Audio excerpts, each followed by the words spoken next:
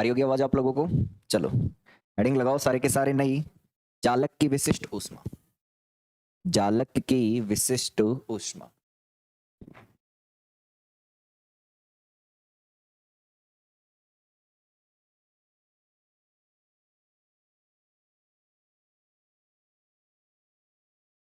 हाँ जी, चालक की विशिष्ट ऊष्मा करके हेडिंग है। और पहले कुछ बातें समझते हैं, उतना लिखवाऊंगा। चालक की विशिष्ट ऊष्मा। अच्छा सुनो देखो, तो जब भी हम किसी ठोस पदार्थ को गर्म करते हैं, ठोस पदार्थ को गर्म करने के कारण क्या होता है, उस ठोस पदार्थ में उपस्थित जो परमाणु हैं वो अपनी ही स्थिति में कंपन करना प्रारंभ कर देते हैं। अपनी ही स्थिति में कंपन करते हुए ऊर्जा स्थानांतरित करते हैं, ऊष्मा का स्थानांतरण करते हैं।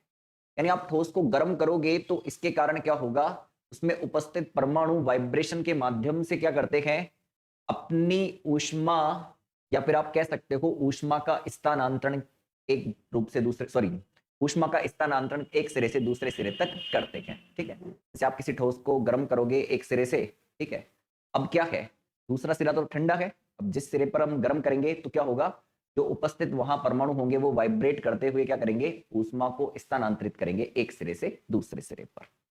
अब एक तो बात आती है धातुओं की और एक बात आती है अधातुओं की।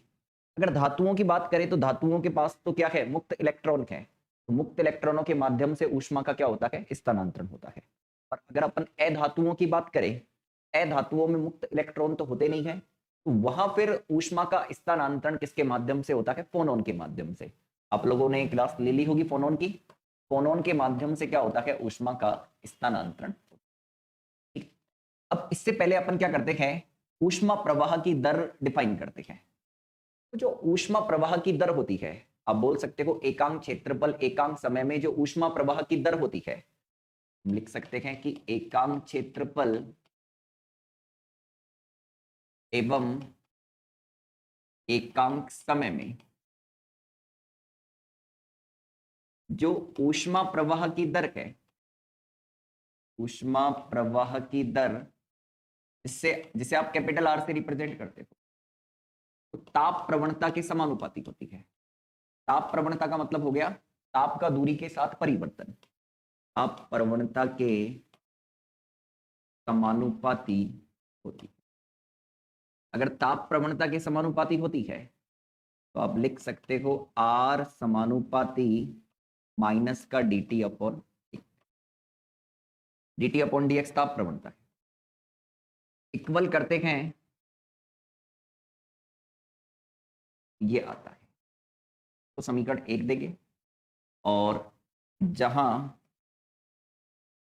जो के लेटेस्ट है से बोलते हैं जालक का ऊष्मा चालकता गुण। ऊष्मा चालकता, ठीक है। चलो पहले यहां तक अपन क्या करेंगे, पहुंचेंगे। लिखो इसके अंदर, जब किसी जब किसी ठोस को गर्म किया जाता है, जब किसी ठोस को गर्म किया जाता है तो परमाणु अपनी ही अवस्था में, तो परमाणु अपनी ही अवस्था में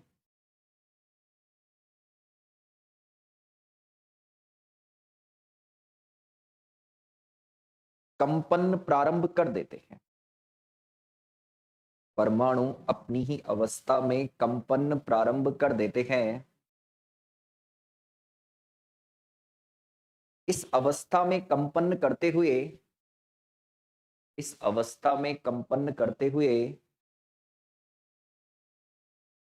ऊष्मा का स्थानांतरण करते हैं। अवस्था में कंपन करते हुए ऊष्मा का स्थानांतरण करते हैं, जो दो प्रकार से होता है, जो दो प्रकार से है, जो दो प्रकार से है।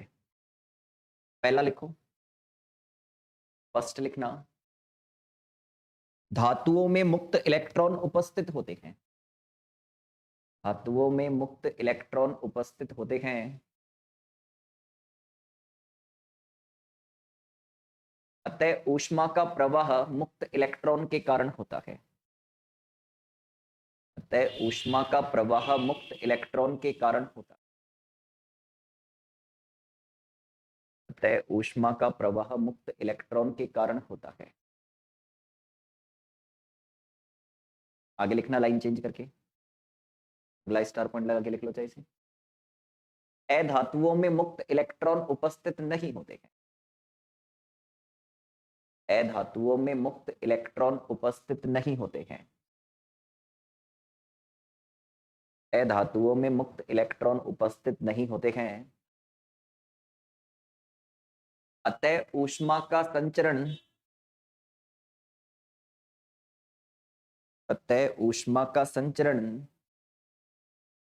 फोनॉन के द्वारा होता है।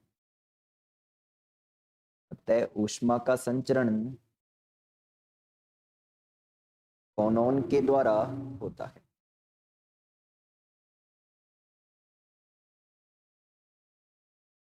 इसके नीचे ऐसे कैसे उतार लो, बोर्ड पे लिखा हुआ है, जो बोर्ड पे लिखा हुआ है उसको ऐसे कैसे।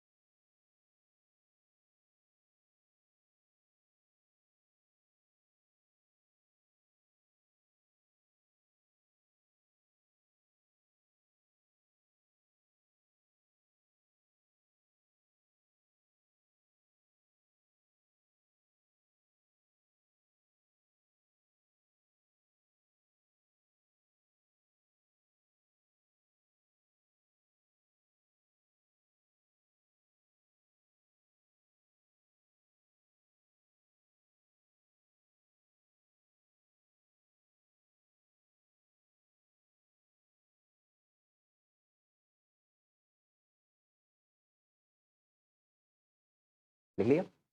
अब सुनो,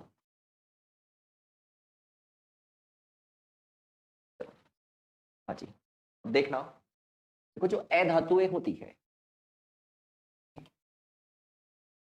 ऊष्मा का संचरण फोनॉन के द्वारा होता है। फोनॉन के द्वारा होता है। इस अवस्था में फोनॉन की तीन परत, कैपिटल ए, बी व सी ली जाती, ठीक है, जिन पर ताप क्रमशः है। इस वाली परत पर ताप लेते हैं T माइनस डी टी, इस वाली परत पर ताप T, इस वाली परत पर ताप है T प्लस डी टी। यहां दो परतों के मध्य की दूरी क्रमागत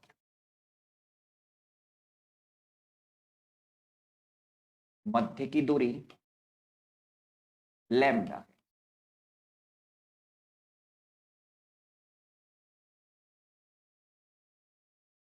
जिसे माध्य मुक्त पथ कहते हैं। सुनना होगा, फोनॉन की तीन परत लेंगे, एक परत होगी ए, एक होगी बी और एक होगी सी। एक ये रही, दूसरी ये रही, तीसरी ये रही। ये वाली परत है ए, ये वाली परत है बी, ये वाली परत है। दो परतों के बीच की दूरी क्या है? लैम्डा है। का मतलब ये डिस्टेंस लैम्डा है, ये डिस्टेंस भी कितनी है? लैम्डा। इस पर ताप है T माइनस डी टी, इस पर ताप है T, पर ताप है कितना? T plus T. बताओ।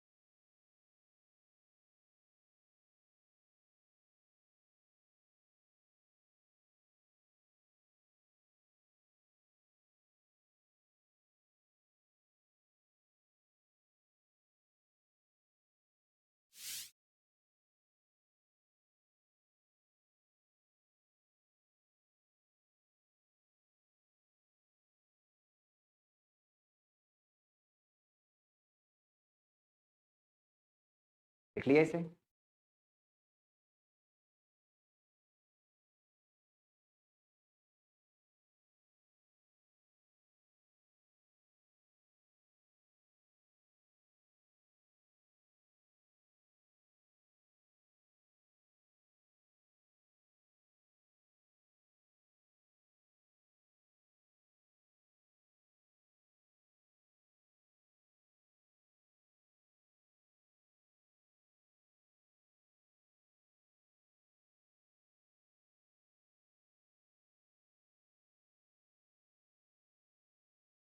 ठीक है, अब आइए देखो, इसके बाद में चेक करना।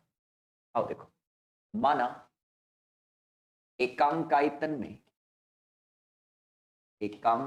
में फोनॉन की संख्या कैपिटल एन है। हमने मान लिया कि एकांक आयतन में फोनॉन कितने हैं, कैपिटल एन है। अब देखो तीन दिशाएं होती है, एक हो गई एक्स दिशा, एक हो गई वाई दिशा, एक हो गई जेड दिशा।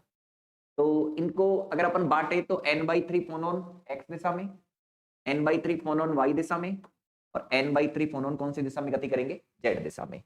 तो आप लिख सकते हो तब n/3 फोनॉन एक्स दिशा में,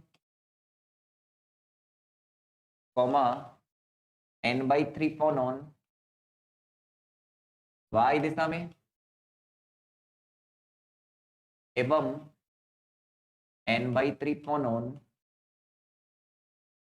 जेड दिशा में गति करेंगे। सुनना, देखो एक अक्ष की एक पॉजिटिव डायरेक्शन होती है और एक नेगेटिव डायरेक्शन होती है, तथा इसके अतिरिक्त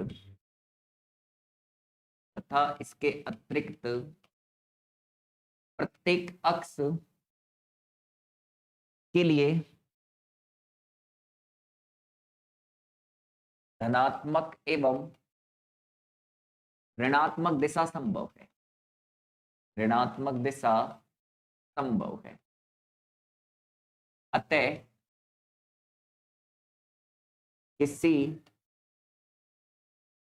एक दिशा में गति करने वाले फोनॉन की संख्या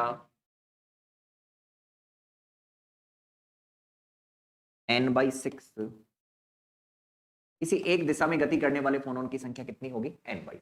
क्यों, एकांक आयतन में कितने फोनॉन है, n फोनॉन है। अब n फोनॉन में से n/3 x में गति करेंगे, n/3 y में, n/3 z में गति करेंगे। अब एक अक्ष की एक पॉजिटिव भी होती है, एक नेगेटिव भी होती है। तो n/6 इसमें गति करेंगे तो n/6 इसमें गति करेंगे, n/6 इसमें गति करेंगे तो n/6 इसमें गति करेंगे, n/6 इसमें गति करेंगे तो n/6 इसमें गति करेंगे। किसी एक निश्चित दिशा में गति करने वाले फोनॉन की संख्या कितनी होगी, n/6 हो जाएगी। कितनी हो जाएगी, n/6 हो जाएगी। बता रही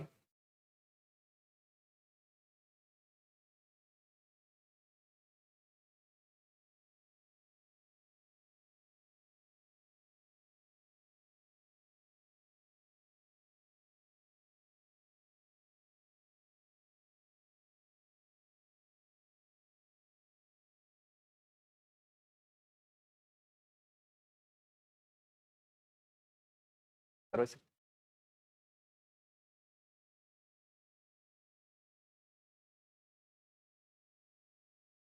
अभी कुछ नहीं कह सकते एग्जाम का।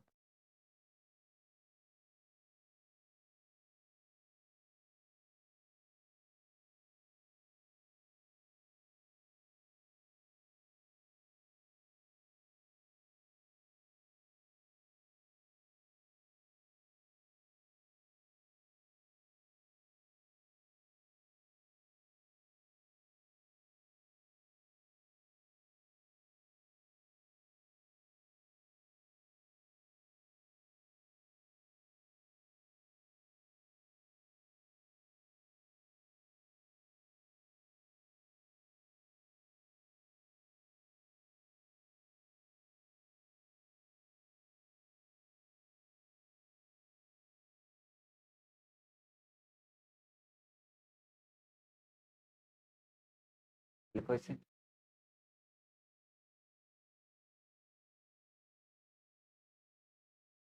हो गया क्या? आइएगा।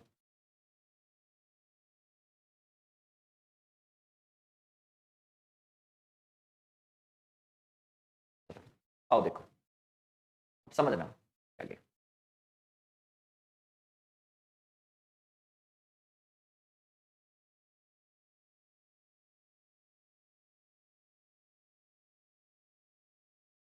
लिख लिए गए?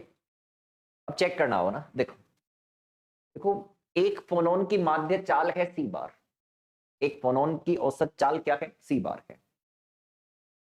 और ये मेरे पास में एक परत है बी, ये परत है ए, ये परत है सी।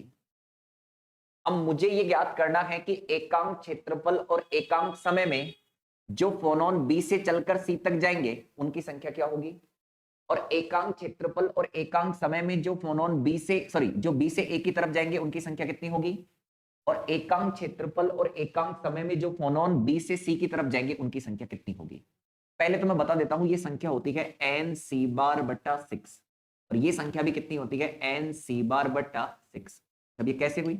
आओ देखो, हमने कहा है कि एकांक क्षेत्रफल और एकांक समय में जाने वाले फोनोन की संख्या। इसका मतलब क्या हुआ? चेक करो। अगर आप इसकी बात करोगे तो n/6, फिर बात ढंग से समझने की कोशिश करना। सी बार है चाल, चाल का यूनिट होता है मीटर पर सेकंड, चाल का यूनिट क्या होता है? मीटर पर सेकंड, है ना। और ये है एन, एन क्या होता है हमारे पास में? एन होता है हमारे पास में एकांक आयतन के अंदर फोनोन की संख्या, यानी एकांक आयतन, यानी आप आयतन प्रति आयतन और कर सकते हो इसे। आयतन होता है मीटर क्यूब, तो ये हो गया मीटर, नीचे आ गया सेकंड, और ये आ गया metre square, sorry metre cube. अब चेक करना, एक मीटर से एक मीटर कट जाएगा तो ये कितना आ गया? मीटर स्क्वायर, और इनटू क्या आ गया? सेकंड। मीटर स्क्वायर को आप क्षेत्रफल बोल सकते हो और सेकंड को आप समय बोल सकते हो। मैं बोल रहा हूं एकांक क्षेत्रफल और एकांक समय, एकांक क्षेत्रफल और एकांक समय में जाने वाले फोनोन की संख्या क्या होगी? एन सी बार बट्टा 6। कितनी होगी? एन सी बार बट्टा 6। अब चाहे तो वो फोनोन बी परत से सी परत की तरफ जा रहे हो, और चाहे वो फोनोन बी से ए की तरफ जा रहे हो। तो आप कह सकते हो कि अगर एक फोनोन की माध्य चाल सी बार है तो परत बी से सी की और एकांक क्षेत्रफल एकांक समय में जाने वाले फोनोन कितने होंगे? N C bar by 6। और ऐसे ही परत बी से ए की तरफ बोल दो, चाहे बी से सी की तरफ बोल दो, संख्या कितनी होगी फोनोन की? एन सी बार बटा 6 होगी। लिखो, चलो आगे लिखो। लिखना, एक फोनोन की माध्य चाल सी बार है, एक फोनोन की माध्य चाल सी बार है, एक फोनोन की माध्य चाल सी बार है, तब परत बी से सी की ओर, तब परत बी से सी की ओर एकांक क्षेत्रफल व एकांक समय में, एकांक क्षेत्रफल व एकांक समय में जाने वाले फोनोन, एकांक क्षेत्रफल व एकांक समय में जाने वाले फोनोन एन सी बार बटा 6 होंगे, एन सी बार बटा 6 होंगे। तथा तथा एकांक क्षेत्रफल और एकांक समय में, तथा एकांक क्षेत्रफल और एकांक समय में परत बी से ए की ओर, परत बी से ए की ओर, परत बी से ए की ओर जाने वाले फोनोन, जाने वाले फोनोन एन सी बार बटा 6 होंगे, जाने वाले फोनोन एन सी बार बटा 6 होंगे, एन सी बार बटा 6 होंगे। अच्छा अब सुनो, देखो जो एक फोनोन होता है उसकी माध्य ऊर्जा होती है 3/2 kT। एक फोनोन की माध्य ऊर्जा कितनी होती है? 3/2 kT। Line change, paragraph change करके लिखना, एक फोनोन की माध्य ऊर्जा, एक फोनोन की माध्य ऊर्जा 3/2 kT होती है, एक फोनोन की माध्य ऊर्जा 3/2 kT होती है। अब लाइन और पैराग्राफ चेंज करके लिखना परत बी से ए की ओर ऊष्मा प्रवाह की दर, परत बी से ए की ओर ऊष्मा प्रवाह की दर कैपिटल R1 है। परत बी से ए की ओर ऊष्मा प्रवाह की दर कैपिटल R1 है, कैपिटल R1 है। आओ देखो क्या लिखवाया है, परत बी से सी लिखवाया है, ए लिखवाया है। परत बी से सी कर लेना ना भैया, बी से सी कर लेना भैया ना, बी से सी कर लेना ना। बी से सी की ओर ऊष्मा प्रवाह की दर कैपिटल R1 है। आइएगा, बी से सी की ओर ऊष्मा प्रवाह की दर कैपिटल R1 है। ये R1 कैसे ज्ञात करेंगे? R1 बराबर संख्या कितनी है, Nc/6। ताप सॉरी ऊर्जा कितनी थी, 3/2 kT। 3/2 K तो आएगा ना। अब काम की बात समझना, 3/2 K तो आएगा। अब काम की बात है टेम्परेचर। देखो इधर का टेम्परेचर कितना है, T+dt। इधर का कितना है हमारे पास में, T है। तो आप क्या करो, T+dt में से T को लेस करो। इसमें से इसको घटाओगे, R1 बराबर आएगा, चेक करो ये 2 बार जाएगा, ये Nc/4 K इंटू dt आ जाएगा। ठीक है, इसको दे देना समीकरण नंबर आप लोग 2 दे देना, समीकरण नंबर 2 दे देना।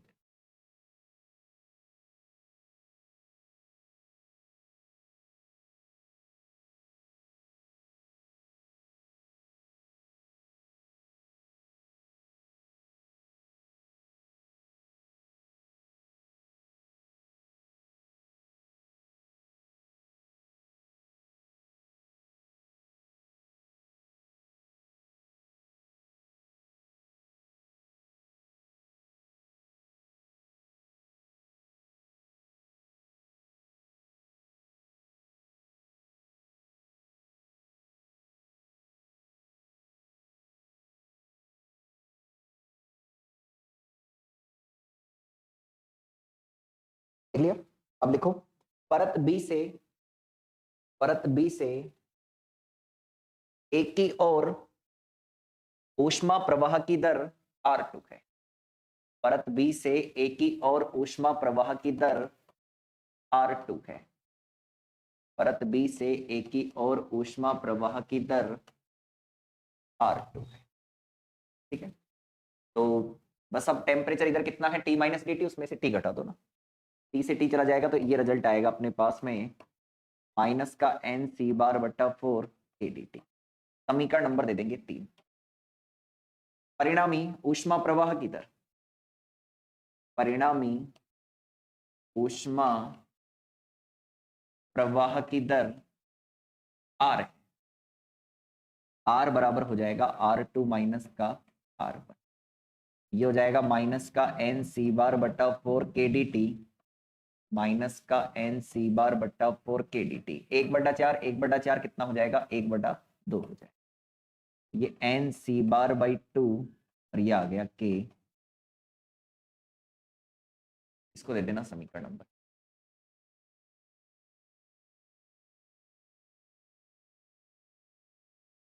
आओ देखो थोड़ा सा और देख लो।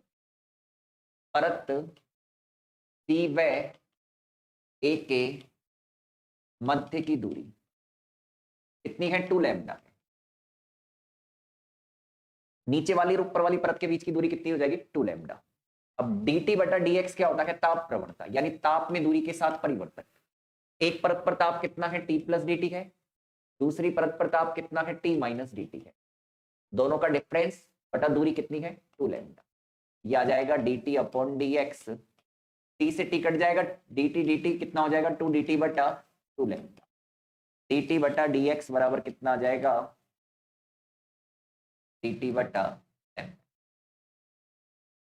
dt/लैम्डा।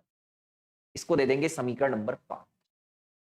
समीकरण 1 व 5 से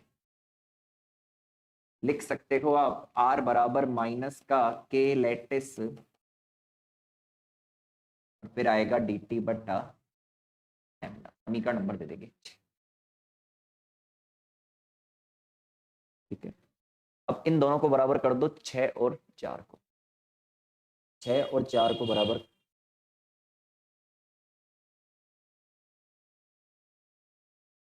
के लैटिस ज्ञात करना है।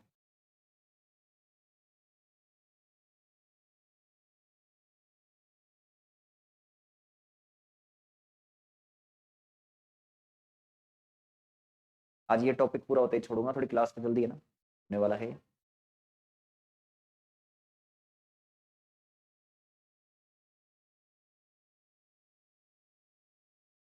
आइए,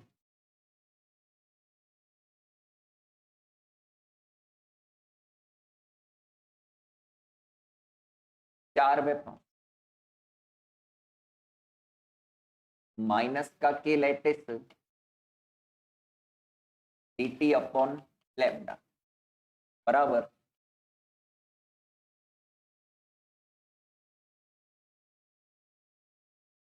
यहां से के लैटिस ये आएगा n के टी बार बट्टा 2। एक तो आ गया ये फॉर्मूला, एक यहां ध्यान रखना Cv बराबर होता है विशिष्ट ऊष्मा 3/2 n के। अब आपको Cv/3 बराबर कितना हो जाएगा n के बाई, ये मान उठाकर इसके अंदर रखोगे तो के लैटिस बराबर आएगा Cv c bar lambda by ये फॉर्मूला। ये होता है ऊष्मा चालकता। आज कोई आया हुआ है, क्लास हो गई। लैटिस का मतलब चालक होता है।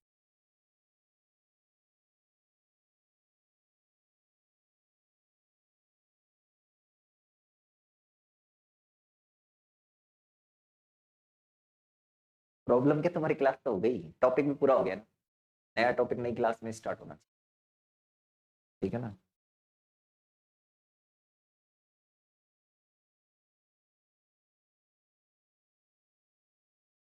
नेक्स्ट क्लास के अंदर अपन पढ़ेंगे इलेक्ट्रॉनिक ऊष्मा चालकता गुणांक, इलेक्ट्रॉनिक ऊष्मा चालकता और विडेमान फ्रॉन्ज नियम दोनों आ जाएंगे अगली क्लास के अंदर। अगली क्लास के अंदर दो टॉपिक आएंगे, विडेमान फ्रॉन्ज नियम, इलेक्ट्रॉनिक ऊष्मा चालकता, ठीक है। आज आज के लिए इतना ही, इसका करेंगे नेक्स्ट क्लास के अंदर, मिलते हैं नेक्स्ट क्लास में।